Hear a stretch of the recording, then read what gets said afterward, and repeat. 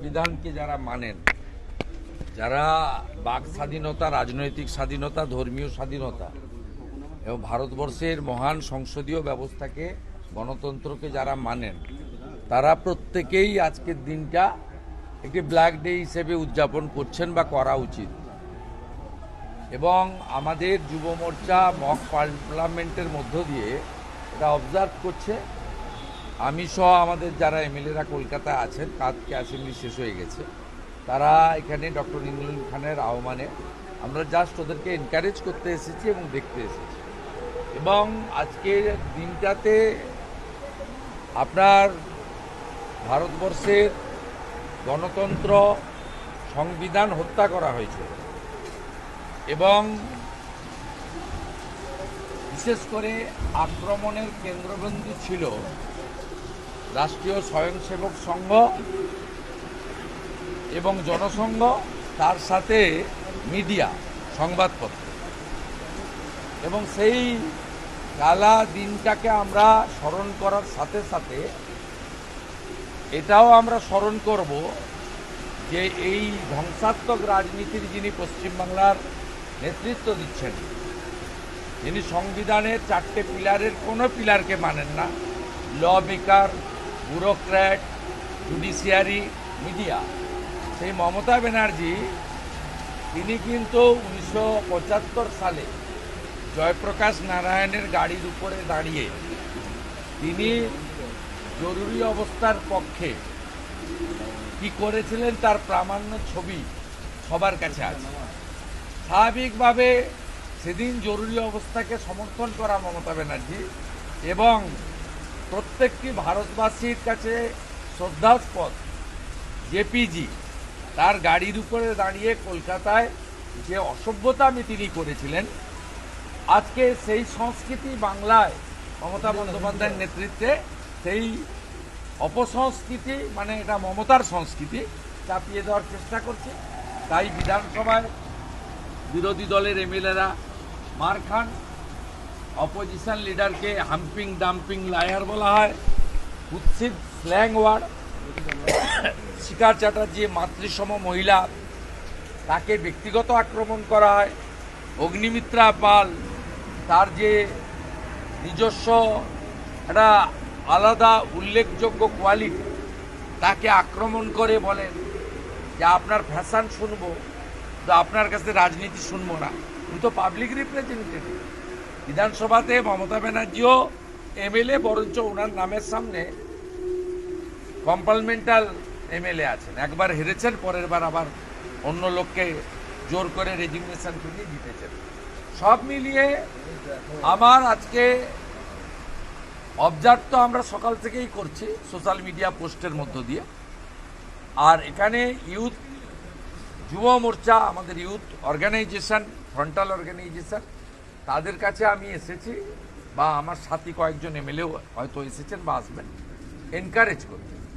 এবং পশ্চিমবঙ্গে জরুরি অবস্থার মতোই পরিস্থিতি চলছে, এখানেও সংবিধান প্রতিদিন প্রতি মুহূর্তে হত্যা হচ্ছে। মমতা বন্দ্যোপাধ্যায়ের প্রশাসন, পুলিশ এবং তার ক্যাডার বাহিনী এবং তার যে বিশেষ ক্যাটাগরির কমিউনিটি রয়েছে, সেই ক্যাটাগরির দ্বারা, সেটা হরগোবিন্দ দাস, চন্দন দাসের ক্ষেত্রে হতে পারে, সেটা অভয়ার ক্ষেত্রেও হতে পারে, এবং একরত্তি শিশুকন্যা তামান্নার ক্ষেত্রেও হতে পারে। মুখ্যমন্ত্রী বললেন যে পুশব্যাক করা হচ্ছে, যারা বাংলাতে কথা বলছে তাদের উপরে অত্যাচার। মিথ্যে কথা বলছে। যারা ভারতীয় আধার কার্ড, এপিক কার্ড আছে, তাদের সঙ্গে কেউ সংঘাত করছে না।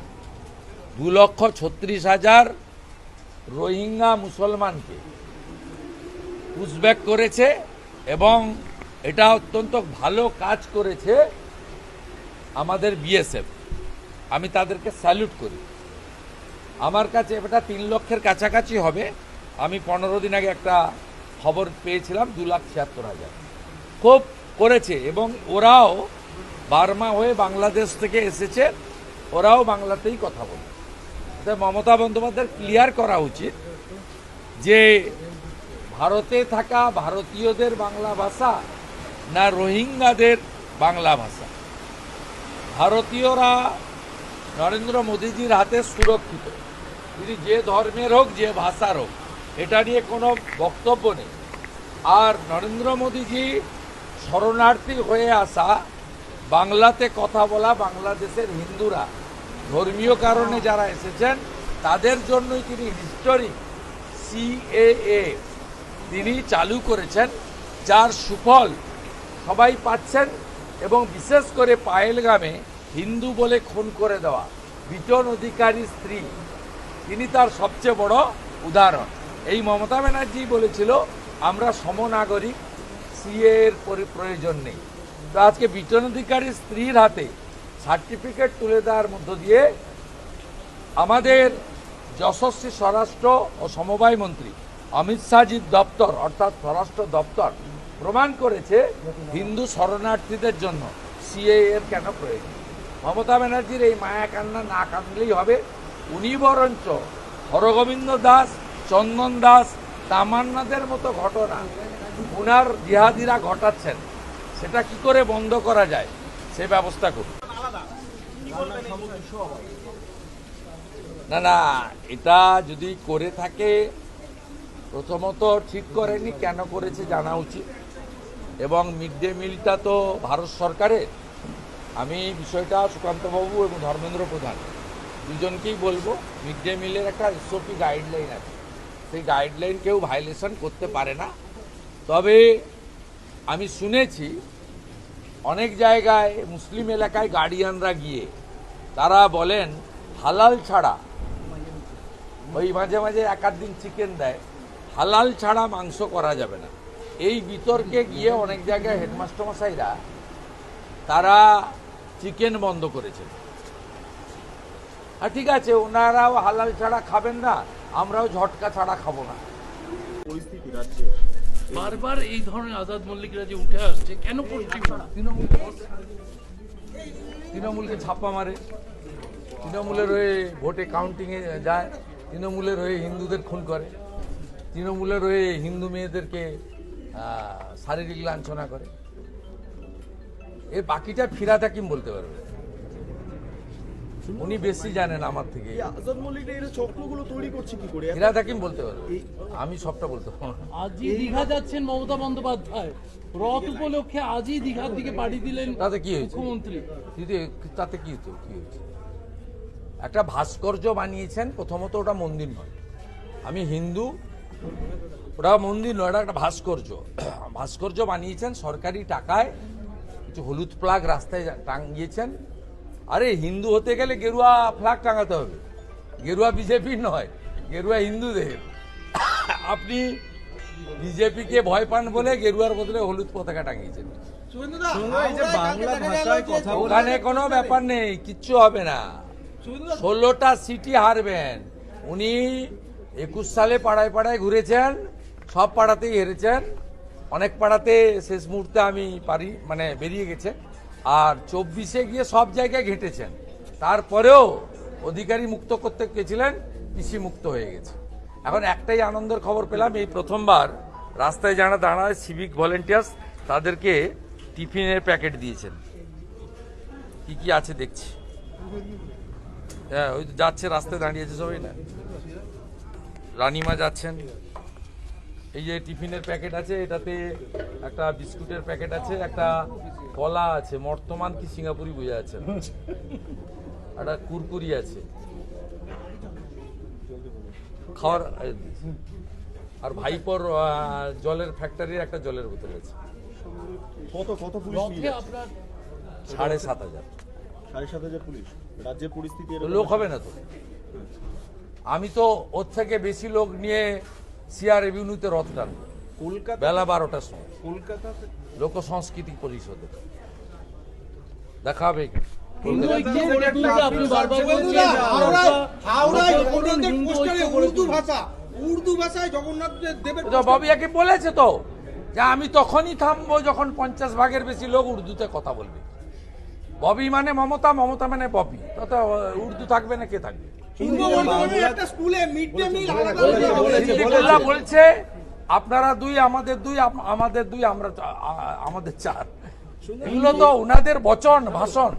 এই যে বাংলাকে গ্রহণ করতেই হবে, বাংলাকে গ্রহণ করতেই হবে, নইলে তামান্না হবে না। বিন্দু গড়ে তুলতে রথের দিন রথযাত্রা সফল করতে আপনার যে একাধিক পোস্টার বিভিন্ন জায়গায়, আমরা মন্দির কমিটি থেকে লাগিয়েছি, মেচেদার সংখ্যানন্দ জগন্নাথ মন্দির থেকে। আপনার কি ওই দিন রথে কি কি পরিকল্পনা আপনার বা বিজেপি? বেলা 12টার সময় কলকাতা, 3টের সময় পুরী থেকে মহাপ্রসাদ আসছে, আমাদের গৌরাঙ্গ মহাপ্রভুর মন্দির তমলুক, ওখান থেকে বিতরণ শুরু হবে। 5 দিন ধরে পুরীর মহাপ্রসাদ হবে, গজা পেড়া না, আব্দুল চাচার হালাল মিষ্টি না। আর বিকেল 4টার সময় ইস্কন মেছেদার রথযাত্রা, 1 লক্ষ লোক নিয়ে। এছাড়া আপনি আগে বলেছিলেন যে আপনি আমার মাসির বাড়িতে রথ যতদিন থাকবে গোটা বাংলায় ডাক আছে, সে মালদার মথুরাপুর মানিকচকেরও ডাক আছে, দুনিয়ার ডাক আছে, হুগলিরও ডাক আছে, সব জায়গায় ডাক আছে।